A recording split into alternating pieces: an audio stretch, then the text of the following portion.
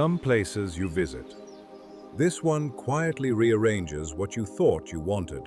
Above Playa Matapalo, on Costa Rica's southern Pacific coast, more than 3 hectares of jungle that has never answered to anyone. Over 31,000 square meters, still keeping their own counsel. Less than 15 minutes from the sand, and entirely outside the reach of it. A single road threads up through the trees, opening to a handful of ocean view home sites, each one cut into the rainforest, lifted into the mountain air, and hidden from every other. Here, the day announces itself in birdsong, and every evening, the Pacific takes the sun back down with it. Water has been writing across this land for centuries. From a concessioned mountain spring, it falls in slow waterfalls and collects in pools so clear you can watch the langoustines move along the bottom. Nothing here is decoration.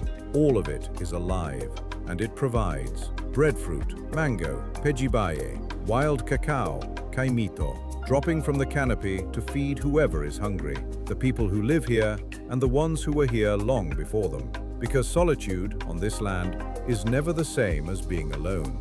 Sloths folded into the high branches, white-faced capuchins threading the canopy, spider monkeys pouring from limb to limb, squirrel monkeys spilling through the leaves, howlers opening the morning from across the valley, scarlet macaws and toucans drawn in color overhead, poison dart frogs, iguanas, and green going on without end. In one of the last places on earth this full of life.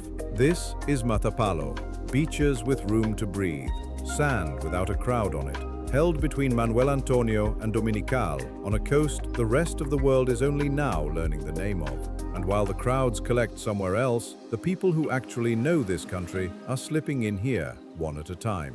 They come for the quiet, for the wildness, and for something no developer can manufacture and no money can rush. Land like this asks a question. What would you build where the world hasn't? A private estate, a boutique retreat, a refuge for anyone ready to trade the noise of all of it for the sound of falling water and a valley waking at dawn. Picture it. Morning, somewhere in the canopy. Afternoon, beside the water. Dinner pulled from the land around you. And a night sky with nothing competing against it. Nothing but the slow breathing of the jungle. This coast is being spoken for. One ridge, one season at a time.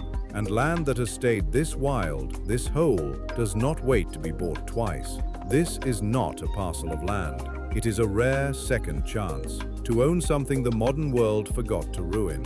A sanctuary, holding its breath at the edge of the Pacific. The preserve, Playa Matapalo.